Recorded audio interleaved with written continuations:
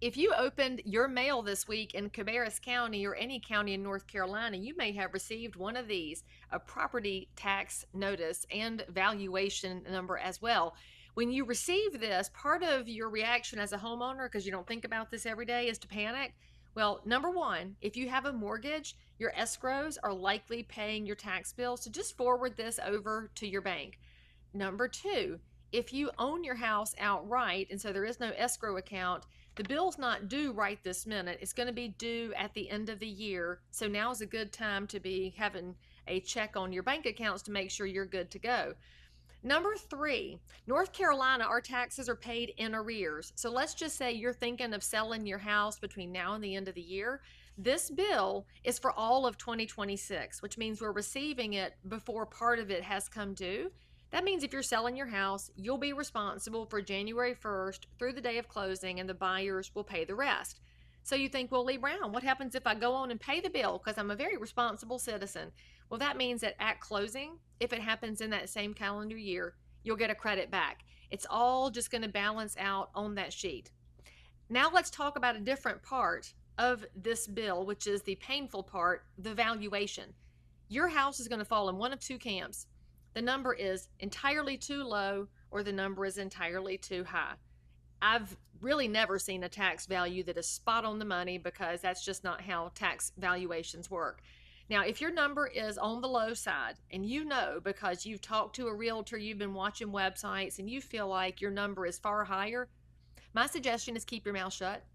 You don't need to announce to the county that they have undervalued your house because they will promptly change the number and charge you more in taxes.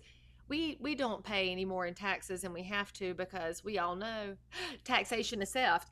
But the other side of the equation is maybe your number is crazy and you're thinking, there is not a chance in the world that my house will sell for the number they have given me as a value. Well, that's when you look on the back at your appeal rights. Now, you can't appeal it right this minute. So just remember, you're going to have to put this on your trusty calendar and do it later. You can make a written request anytime between January 1st and the adjournment date of your board. What that means is when January 1st rolls around and you're ready to dispute this number, you call your favorite local realtor in North Carolina. And if you're in the Charlotte area, I know you're going to call me and you'll say, hey, Leigh Brown, I need help. I want to fight my tax value. Can you help me with some data? I will then find you some comparable sales and help you determine if you have a defensible argument, because that's the information you'll need to take to the board to bring your tax value back down.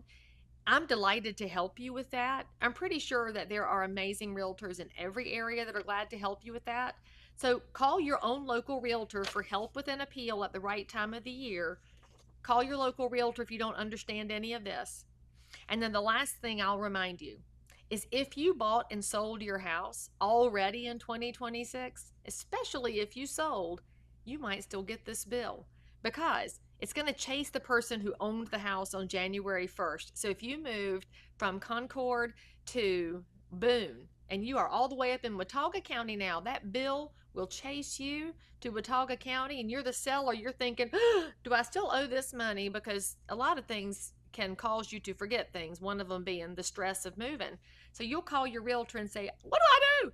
And your realtor's going to say, send it back to the buyers because the buyers received a credit from the sellers. They're going to pay the whole bill. The person who's living in the house is the one that's going to handle this. Now, if you have questions about how taxes work or tax rates or buying and selling, you know who to call. And by the way, if you're not in my area, you can still call me because I got friends all over the place. And at some point, hopefully we can have a truly productive conversation about why property taxes should go away altogether, because we are in a situation right now where the people who have built this country are being punished by never getting full title to their own property.